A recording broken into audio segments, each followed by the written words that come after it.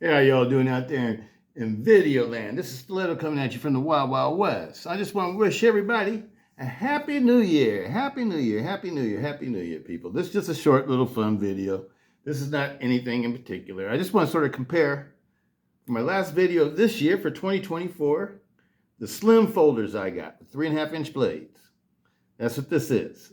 The slim folders I got in 2024 with 3.5-inch blades. We got, first up, we got the American Lawman. American Lawman, people. Oh, yeah. Every cold steel person should have an American Lawman. At least one. This is a beautiful knife, people. American Lawman. Absolutely love it. Absolutely love it. Everybody should have one. American Lawman. G10 handle scales, CPM S35VN blade. Nice and thick blade stock. All the way to the tip. It's nice. I love this blade. It's got the slim G10 handle scales that aren't heavily textured, that won't tear up your pants. So this is nice with, fairly nice pants too.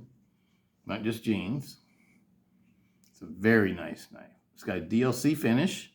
A black DLC finish. This is the shiny DLC finish. It's an old school cold steel DLC finish. They're still using it on the American Lawman. This is a brand new American Lawman. It's not an old one. It's a brand new one. Recently bought in the last couple of months. Absolutely love it, people. And it's all the way broken in all the way. I've forgotten how much I love this knife. I've been carrying it. It's become one of my favorites. It's an awesome fidgeter, people. It's an awesome fidgeter. Y'all know I like to fidget. It's an awesome one. All right.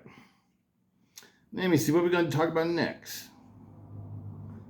Well, you know what? I'm going to skip over to this one. I'm going to do this one last.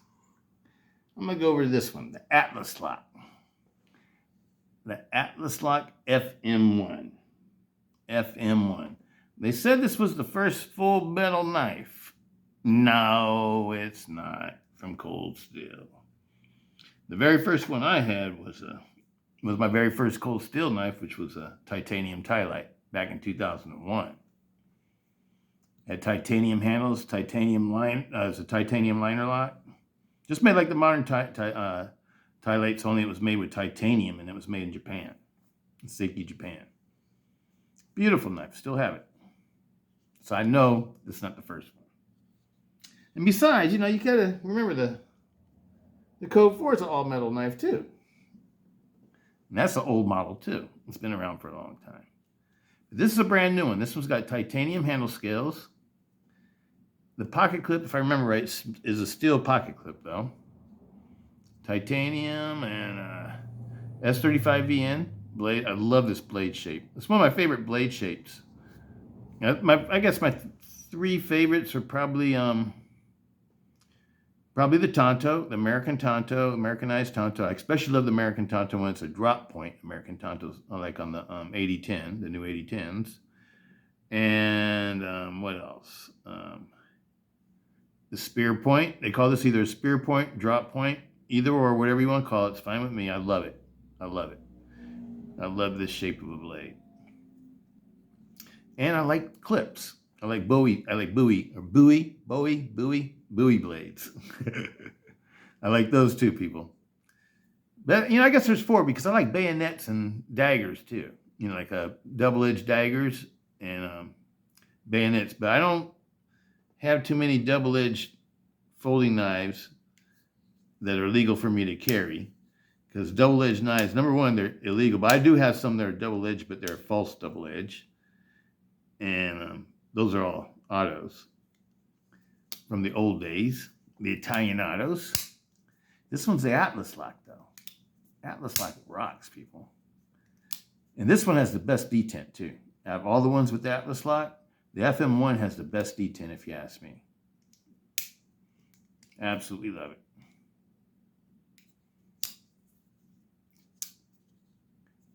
But this knife, to me, is really a gentleman's folder. This is not really like a self-defense folder. I don't think of this one as being very tactical or self-defense oriented. I know you could use it that way, like any knife, you could use it for self-defense, no doubt. But it just doesn't feel like the one that I would pick if I was going to pick a knife this size or out of these three for self-defense.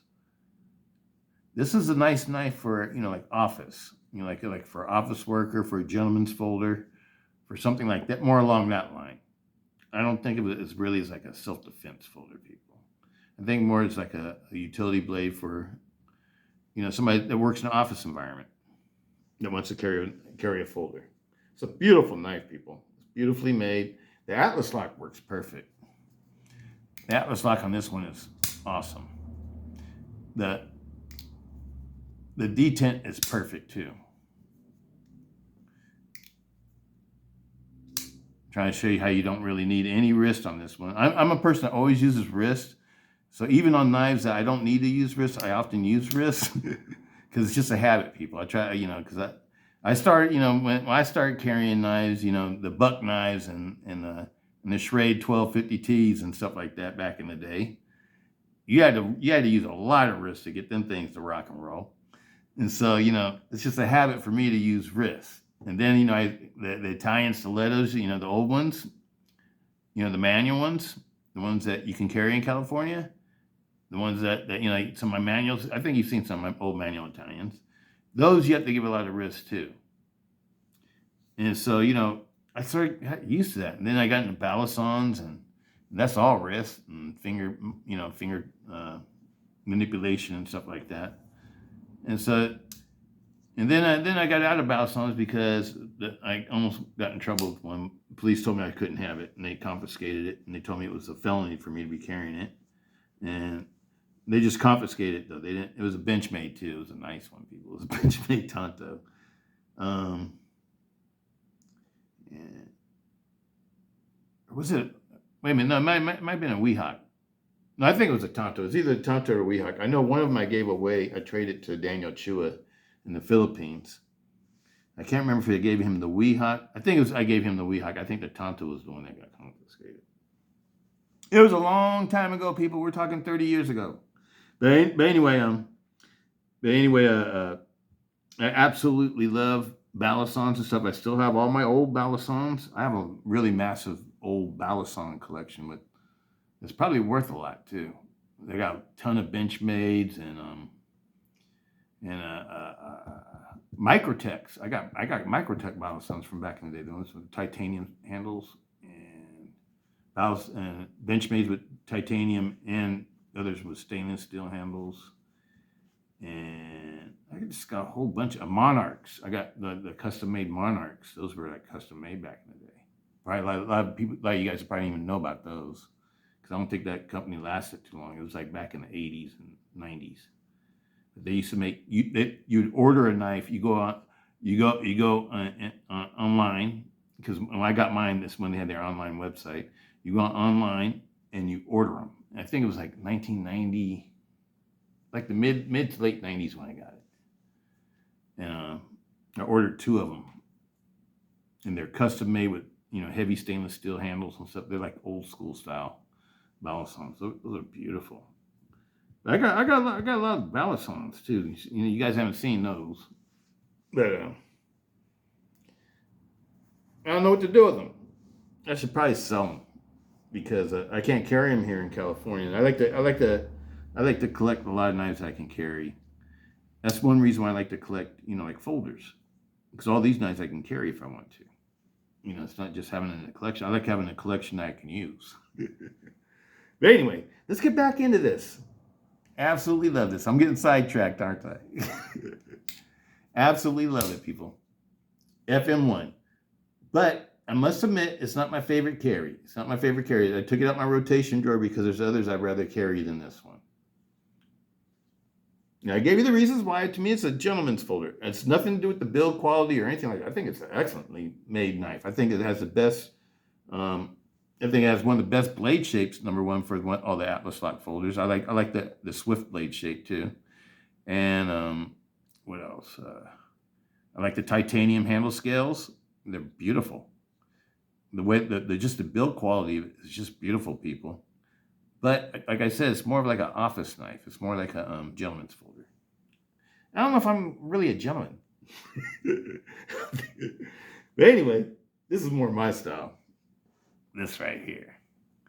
I absolutely love this one, people. $45, $44.99. You can still get one. I would say this one I recommend for everybody to go out and get right now.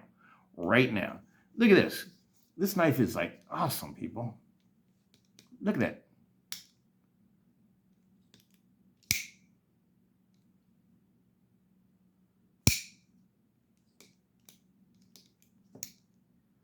It's a beautiful knife. The spring tension on it is perfect. This knife is super smooth. This might be the smoothest one. I don't know. This might be the smoothest one. This might be smoother than my other 8010. The 8010 Lite that I have. This one is super smooth, people. Sure, I did polish the lock bar. This lock bar has been all custom polished. And, you know, I polished everything. You know, sure, you know, I didn't polish the blade, though. I didn't polish the blade tang or anything like that. I did, you know, lightly buff it just to make sure it was deburred. You know, but it didn't have any burrs on it anyway, though. And then I polished the spine of the blade. And I polished the what do you call it? The snaggle tooth. The snaggle tooth and the cog ring and the lock bar. That's what I polished. This knife, and then I gave it my, you know, my lube and tune. This knife is super smooth, people. That's why I wanted to do this one last, because this is the one I want to talk about the most. Absolutely love this one. Absolutely love it. I think, to be honest, I think the knives that, you know, from Cold Steel, without the finishes on them, are probably the smoothest ones. Like y'all just saw the XL Espada I just got. And that one's not too smooth. And I think it's not because of the washers and the Teflon washers and the bronze phosphorus washers or anything like that. It's because the lock bar on that one is like super thick and it's super heavy duty, and it rubs against the blade tang. And you got to really depress it all the way down to release it from the blade. So it's like you got to press it and press it and press it. And then it really never like leaves the blade tang. And so there's always pressure on the blade. And then with the finish on the blade, it just gives it like a gritty feeling. I don't know. I think that's something that, you know, like over time, you know, it'll wear away. But you could probably polish it away too, but I'm not going to do that. I'll just let it wear away. Because that's probably not one I'm going to be using a whole lot anyway. I just got that one just for fun. That's just a fun one. This is one that I would be carrying all the time. I've been carrying this one. I love this one. I love the Code 4, people. I've forgotten how much I love this knife. I have a bunch of, you know, the old ones, you know, the CTS XHP and the Oz 8 ones and the old S35VN ones from the old company. This is my first one from the new company. The very first one from the new company. And this one's smoother than all of them, people. I don't know if they changed the spring tension of these or what, but it's like just right. And they did the same thing with the 8010s. They got the spring tension just right. And the same thing with this one. They got the spring tension just right in this one too. The handle's a little bit shorter on this one, so it's harder to manipulate like that. But the spring tension's, you know, it's nice on this one too, people. You just take my word for it. This one's a little bit easier to manipulate like that because when you put the cog ring on it, it gives you an extended grip. And so now you got better leverage over the lock bar. And so now I can just sit here like this. I don't have to get in any kind of special position or anything like that. Just sit here like that.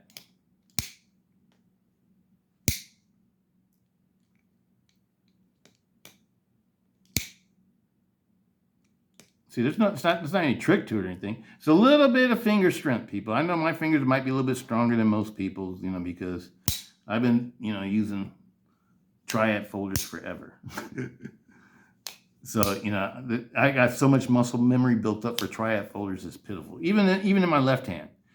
My left hand's got a lot of, you know, like a lot of muscle memory for triad folders too. So, I can operate them with either hand. It doesn't matter.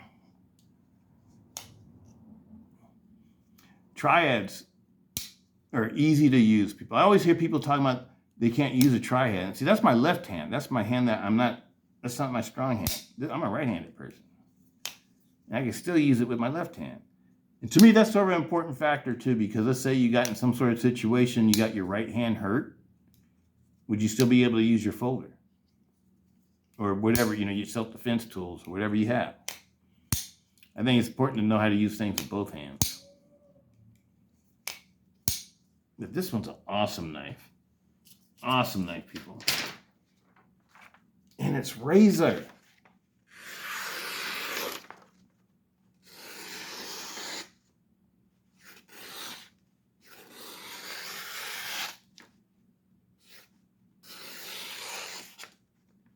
Razor. I love it.